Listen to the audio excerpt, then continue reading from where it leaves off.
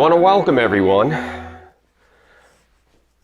I've built one brick oven, and it is by far the best cooking tool I have. I've got outdoor kitchen, gas grill, I've had big green eggs, offset smokers, Weber kettle, which I still have, love them. I have a 36-inch brick oven that I use, and I love it. But when I fire that up, it's built to retain heat. It's a process. And typically when I'm cooking in that oven, it's not just for pizza. I cook a lot of stuff. So I've been thinking now, after having it for 2 years, some of the things that I'd like to do regularly that maybe I don't want to spend a whole day cooking. This is going to be a series of videos. It's really going to be about my journey on building a piccolo. That means small in Italian brick oven. Now it's going to be a dual fuel, and we'll talk just about what that's going to be in 1 second. All right, as I said a minute ago, this is going to be a small dual fuel, okay? It's going to be fired by a propane burner I'm going to make, a jet burner, and obviously I'm going to have to cut my wood very small to be able to use it as a wood-fired brick oven. It's going to be a series of videos, so I'm going to try and document everything that I'm going to do from start to finish. Now there's a lot of things along the way before you even start building, if you want to do it like a professional. Now that leads me to my disclaimer. I am not a professional. However, I like to try and do things as a professional would. So by that I mean, I don't have the formal training. I do a lot of research. I always put safety first, which I will tell you, you should always hire a professional. And I'm going to underscore the word always. Now, if you choose to do this, you do it at your own risk, as I do. My background, however, has afforded me a lot of experience in working with metal, MIG welders. I've done home improvements since I was a child, working alongside my father, who was an architect. He passed away when I was young. That's a story for another day. But that started me on my journey while going to college. I worked under a master carpenter, helping remodel a family member's waterfront home. I spent a good part of my life working in the auto body industry, doing custom paint work, motorcycle paint, BMW restoration, built limousines, finished up in the heavy collision industry. So I have a skill set that most probably don't. So I'm willing to take the risk on because I've worked with a lot of these tools most of my life. So again, please, this is entertainment purposes only. Do that because I don't want to see anybody get hurt. I want to show you the process, so if you decide to hire a professional, you understand what's involved to build it. It's a big job. It's a big project. I don't care how small the oven is. So let's get right into what I'm going to do. I'm going to build a mini countertop dual fuel propane/wood-fired brick oven. The interior dimensions, the deck space, haven't really committed 100%. It's probably going to be 18 inches.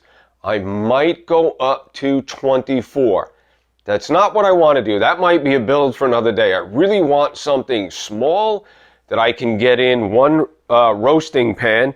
You can't see it, but on my floor I've sketched out a template so I can then put my pans inside it and see how it works. Now, first off, you just saw me operating a tool here. This is called a cold or a low-speed chop saw, right? It has a blade on it. Almost looks like you'd see in woodworking, but it's meant to cut steel. This is very dangerous. I've had it kick back on me many a times. I know, keep your hands far away, and I still have had some close calls. If you get one of these, I'm going to tell you right now, you better be extra careful. You don't want to lose a digit, right? You don't want to lose anything along the way. Hold on, someone wants to say hello. This is my sidekick here, Primo. He works right alongside every project I've ever done. All right, so he's been itching to say hello to everyone, right? We'll go outside and play in a minute. I could be running this chop saw and he's still sitting. I normally put a pillow down on the floor here. So again, I bought this when I built my other one because I built a metal stand and all. So again, if you're going to do any of this on your own, it's a big upfront expense just in the tools you'll need. Okay, so I talked about my other oven, 36-inch interior deck space. I'll at some point will reference that, but today's video is the first and a start, so forgive the long introduction. We're going to talk about building what they're calling the indispensable tool, right? It's basically a Trammel that allows you to, let me turn this over because this is really the way it goes. This basically sets up your brick when you're laying it, right? It's going to go around the circumference. So it's like a radius arm that pivots 360 this way, and it also allows to come up. Now, if you look here, this angle, what this does is if you picture the face of your brick sitting here, right? It's a little over 4-inch brick. You cut a 9-inch brick in half, so about 4.5 inches. The brick sits here. So as you go from your first course on up, if you put the top of that brick up against here and the face here, you can see I'm already creating the angle I'm going to need to make the I don't know what it would be, the arch of the dome. Okay, so again, they refer to this as the indispensable tool, and it's going to help you keep a nice circumference, and it's going to keep the geometry of your brick oven dome looking like a professional did it. Okay, so again, we're going to talk about this in just a minute, a little bit more, I should say. So my first oven build, first thing I did was to make this.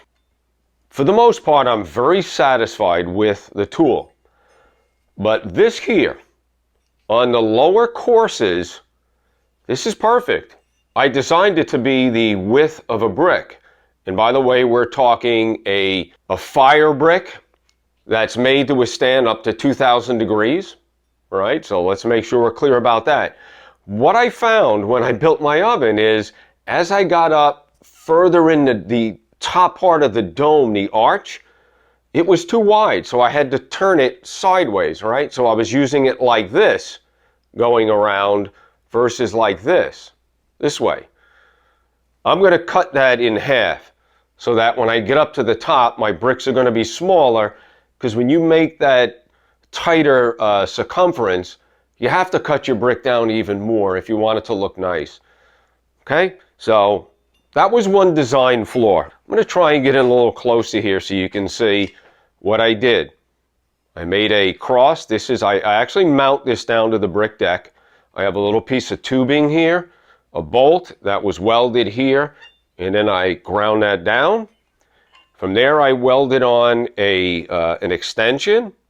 To this lower tubing, I welded on 2 pieces, drilled a hole, and that made this joint right here, this articulating joint here. So I get my hands out of the way. Okay. Now, up at the top here of this first tube, I drilled a hole and I welded on a nut, and I have a screw here. And the reason why I did that is I figured I'd probably build more ovens down the road, so I can adjust this. I forget what the dimensions are, but I can go from the smallest to the biggest. So I think I went from a 32-inch oven on up to a 42-inch oven.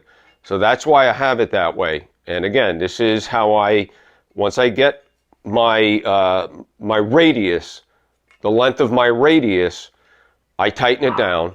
I did the same process here, right? I welded 2 pieces of metal together to create this angle. On the bottom, I welded a piece of metal, drilled a hole. On this other rod, I welded 2 pieces of metal, just like the other piece, drilled a hole, and then that's how I created this to articulate here. It's tight, I'm not going to move it. I never loosened this up, so I'm probably going to do away with the articulation part of that. What else? Oh, I did have to round these edges here, especially here. Maybe you can see it better there. You have to round them, otherwise they'll hit. All right, so once I weld it, I just put it on a bench grinder. I don't put it on. I use a bench grinder to round the corners here so I can then have this articulate. And so I'm going to now build a smaller version of this. I'm going to pick the camera up and we'll talk about some of the pieces. As I said earlier, I now need to build a smaller version of my Trammel or Indispensable tool. So as with the other one, there's my tube that will house this piece of metal. It's a tight fit, so I'll need to grind this down at some point. But I just wanted to walk you through real quick the process. Right here is this, okay? So once I weld this together, I'll then drill a hole. I've already cut my collar. And I have a couple of bolts here, not sure which one I'm going to use. Obviously that one won't work, it's not long enough. So I think I'm going to end up using this one here. I still need to source some items. I'll need to run up to the hardware store and buy some bolts to attach this. But again, kind of like that. Once it goes through the hole, I'll weld the bottom, grind it off, and we'll have something that sits flush. From there, weld that on right there, and that will give me this. So there's my base, there's the tube, the bolt, and this attachment point right here, and then I'll have to drill a hole. The lower tube, so again, we're talking about this section here, up to here where I have my bolt and nut to allow me to adjust the Trammel. That'll be this piece. These two pieces will get welded on. All right, then there'll be a hole drilled, and finally we'll get to this tube, which again will have the two pieces welded on. I need to cut some metal for this. So that's kind of just a rough layout of cuts that I have. I need to cut a few more pieces of metal. I need to grind up my edges, right? We have some pieces here. I'll get out my bench grinder. We'll grind this, prepare it to be welded, and I'll start to lay it out. I will show you that process along the way. I'm not going to show you every second of what I do, but I should give you enough for entertainment purposes to just see the process, okay? I'm not here to teach you how to weld or anything else other than, here's what I'm doing to build this tool. Come on, Primo, we're going to wrap it up for now. All right. I'm doing way more talking than I thought I would. I thought this would be a short video. Before I get into welding this up, I just want to talk about the reason why you should build this first, okay? So, what I did when I built my oven is, obviously you have the template for the floor, right? So I need a piece of plywood that's going to have my front landing and then the radius or circumference of the base. And let me show you here. Hopefully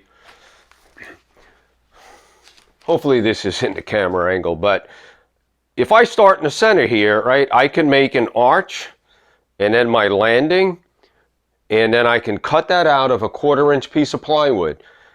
I'm going to do two of these. One will be the template for how I'm going to cut my inner brick, because obviously I want my first course of bricks to stand up, all right? So I'm going to need a template for the oven base. I'm going to need a larger template that mirrors this, but it's just bigger. That'll actually be the base of the oven. So I'm going to do 2 inches on a poured cement. And as I said earlier, this oven, I'm not building to have heat retention. I'm not building this oven, at least at this stage, to be one that the next day I can open up my door and have it 450 degrees. This one I want it to heat up quickly, and if it cools down quick, I'm not overly concerned. I'm not sure what kind of insulation I'm going to do at the top, if it's maybe 1 inch or none at all. But this tool, getting back to the moral of the story, is you can see my pen at the bottom there. If I put this on my piece of plywood and I find my center, I can use this as my tool to help with the circumference.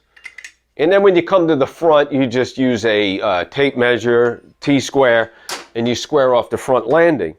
This also was helpful for me doing my arch here, okay? Right here, you can see that. So when you build your oven, you're going to need a series of arches. You need an inner arch and you need an outer arch. This is way too heavy for the oven I'm going to build. This was for my big oven. I'm going to build one that probably out of 1/4 inch plywood, because it's going to be a smaller opening. But again, there's the benefit to building this tool.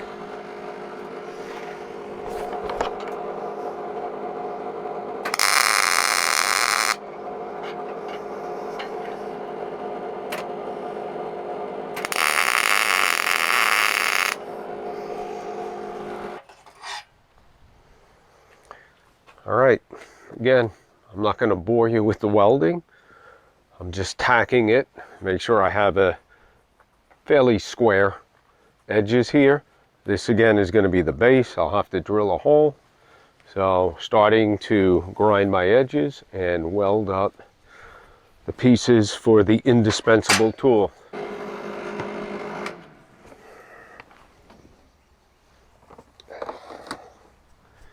All right, got the welder dialed in a little better. All right, there's the welds. I'll just grind them down now. And I have a drill press. We'll drill that hole.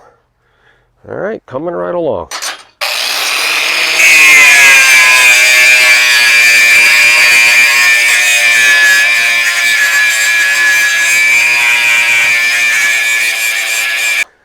There we go, cleaned up. Doesn't have to be perfect, folks. All right, you just want it to basically not have too much of a weld that will cause it not to lay even on the base of your oven floor. There we go, one piece down, a couple more to go.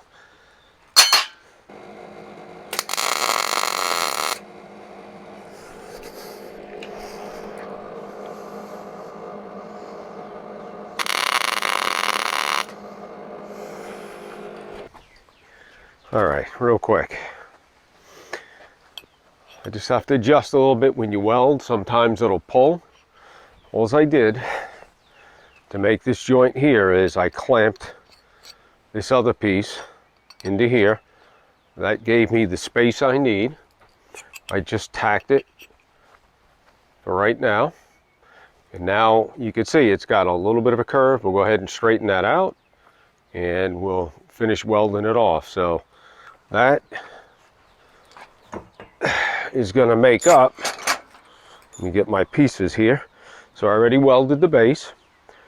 Now I'll have to drill a hole and weld the bolt in with the collar. This piece welds onto the collar. It's going to go into here to help us articulate. So this is this piece right here. All right.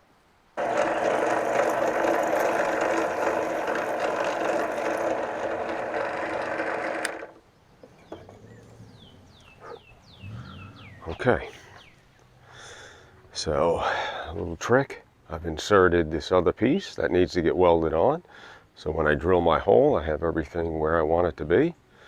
And we'll do the same over here, and then I need to drill one on the collar over here. Okay, coming along.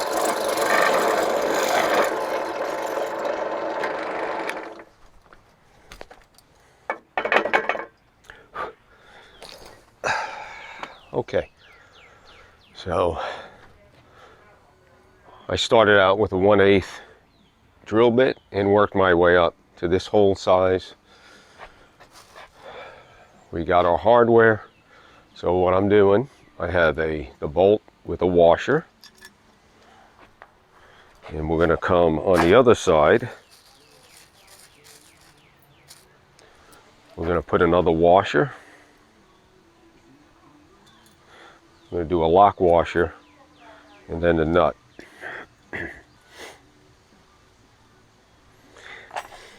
Okay.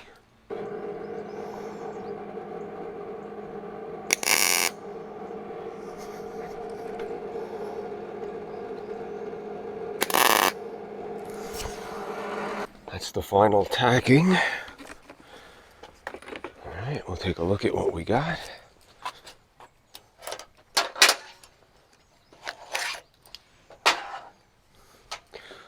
So that's it, my set screw. All right, I might do 2 more tacks. We'll get it cleaned up. We'll paint everything and we'll come back and finish up the video.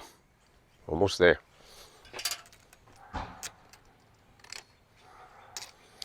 All right. I can have my radius from 8.5 inches up to 14. So 17 inch on up to 28 inch oven. Here it is. All right, rounded set screw. I cut this shaft down a little bit. I cut this tube down. I just have to take it apart, clean it up a little bit better. We'll get it painted and we'll come back. I'll show you the final product. There you go. Indispensable Tool Fabrication.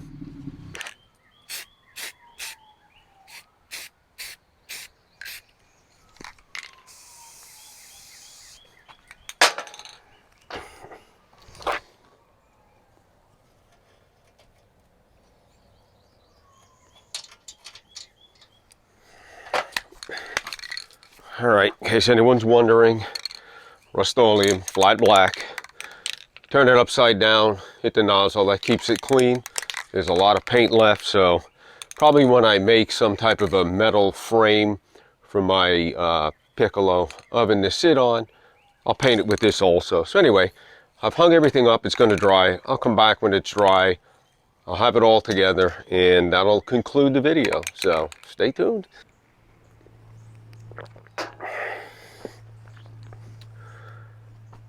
My director Primo, my supervisor, wanted to say hello to everybody. All right, there it is. It's fabricated, the indispensable tool. I have it set up for a radius of 10 inches, right from there. All right, we'll use Primo as a pointer up into the center of this bolt. I think I'm going to go with a 20-inch deck on my small brick oven build. This will go from 18 inches, actually 17, on up to 24. I still have my larger indispensable tool for any bigger ovens that I think goes from 32 up to 42 inch build. So I'm starting to accumulate a variety of tools that I've fabricated. The indispensable tool. You're going to see me use this throughout my oven build when I'm making my templates for the base of the oven or the arches, and when I'm then installing the brick or laying the courses of brick. Hope you guys found this helpful. It's not meant to teach you guys how to do anything other than this was the process that I use to build my tool. I'm sure there's a lot of ways to do this. So this is just one example. Thanks for watching. If you found it helpful, if you've learned even one thing, I hope you'll just give it a like, a thumbs up. I really do hope you'll subscribe. I'm going to do a lot of videos as I build this oven, so I hope you'll support this.